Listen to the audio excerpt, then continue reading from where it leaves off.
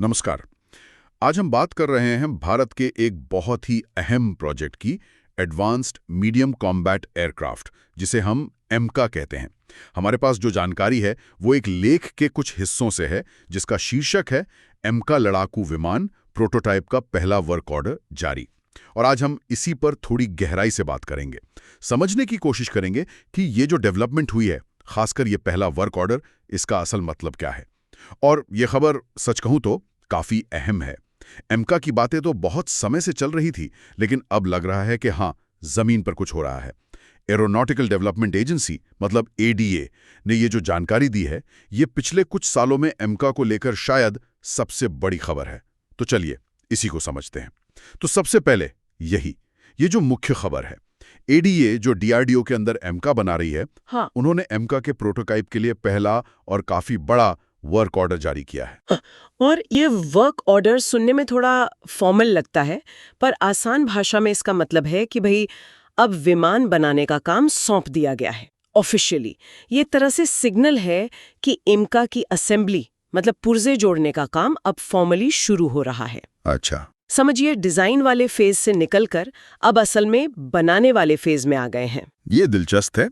और जहां तक मुझे पता है, प्लान सिर्फ एक प्रोटोटाइप का तो नहीं है। नहीं, बिल्कुल नहीं। एडीए और डीआरडीओ का इरादा है कम से कम 5 एम का प्रोटोटाइप बनाने का। 5? हाँ, 5। और ये प्रोटोटाइप, जैसा आपने कहा, शुरुआती मॉडल होंगे। इनका मेन काम होगा टेस्टिंग और ट्रायल्स।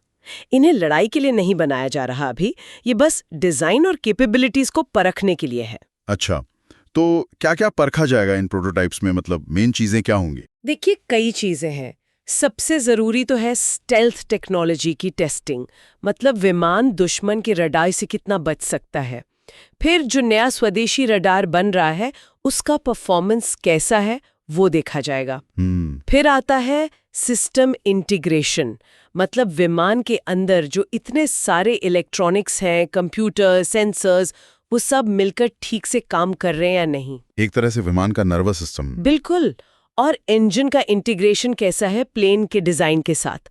और हाँ, एक बहुत बेसिक चीज, एरोडायनामिक्स, मतलब हवा में उसकी बनावट कितनी कारगर है। आपने एरोडायनामिक्स पे जोर दिया। अगर डिजाइन में थोड़ी भी चूक हो जाए तो क्या ये बहुत भारी पड़ सकती है? ओ बिल्कुल।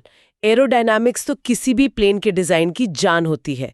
अगर बाहरी बनावट में जरा भी कमी है तो उसका सीधा असर उसके हवा में उड़ने के तरीके पर पड़ेगा। कैसे? सबसे पहले तो हवा का खिंचाव, जिसे ड्रैग कहते हैं, वो बढ़ जाएगा। अच्छा। प्लेन को उड़ने में ज्यादा जोर लगाना पड़ेगा, मतलब फ्यूल ज्यादा जलेगा। डिजाइन ठीक ना हो तो प्लेन ओवरहीट भी हो सकता है, जरूरत से ज्यादा गर्म। और खराब एरोडायनामिक्स से स्टेल्थ पर भी असर पड़ सकता है। हवा का फ्लो बिगड़ेगा तो रडार सिग्नेचर बदल सकता है। स्पीड और फुर्ती पे भी असर पड़ेगा फिर तो। जाहिर है, स्पीड कम होगी, फुर्ती कम होगी, इंजन पर ज्यादा जोर पड़ेगा तो उसकी लाइफ कम हो सकती है, मेंटेनेंस बढ़ जाएगा। इसीलिए शुरुआती टेस्टिंग का एक बड़ा फोकस एरोडायनामिक्स और पूरे डिजाइन को वैलिडेट करना होता है। अगर टेस्ट में पता चलता है कि कोई हिस्सा ठीक से काम नहीं कर रहा या एरोडायनामिक्स बिगाड़ रहा है, तो उसे ठीक किया जाता है। और यही चीज फिर इलेक्ट्रॉनिक्स, कंट्रोल सिस्टम, रडार सबके लिए होती होगी। हाँ बिल्कुल। प्रोटोटाइप का काम ही यही है कि डिजाइन की कमियों को सामने लाएं ताकि फाइनल प्रोडक्ट एकदम बढ़िया बने। अच्छा, तो शायद इसीलिए एक या दो नहीं, बल्कि पूरे 5 प्रोटोटाइप बनाने का प्लान है। क्या ये सिर्फ टेस्टिंग तेज करने के लिए है? हाँ, तेजी लाना तो एक बहुत बड़ा कारण है। बिल्कुल। 5 प्रोटोटाइप होंगे तो आप एक साथ कई अलग अलग टेस्ट कर सकते हैं। जैसे एक पर एरोडायनामिक्स टेस्ट हो रहा है, दूसरे पर रडार, तीसरे पर वेपन इंटीग्रेशन, चौथे पर इंजन, पांचवे पर स्टील्थ। हाँ, वरना एक ही होता तो बारी बारी से करना पड़ता। बिल्कुल, उसमें बहुत टाइम लगता।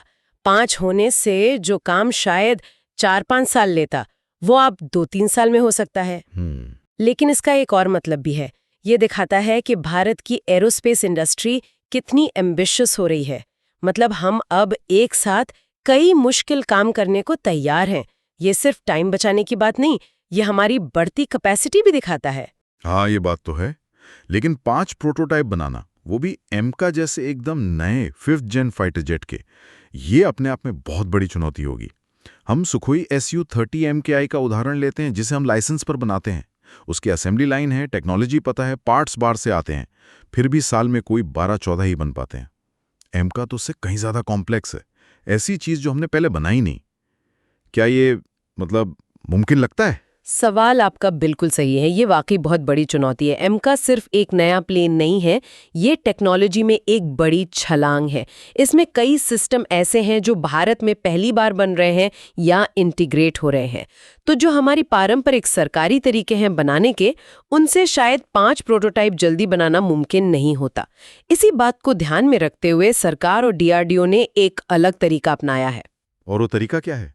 तरीका है प्राइवेट सेक्टर की एक्सपर्टीज और कैपेसिटी का इस्तेमाल करना। प्रोटोटाइप बनाने के काम को तेज करने और क्वालिटी बनाए रखने के लिए प्राइवेट कंपनियों को शामिल किया जा रहा है। बाकायदा एक प्रोसेस के बाद 8 प्राइवेट कंपनियों को चुना गया है जो प्रोटोटाइप बनाने में मदद करेंगी।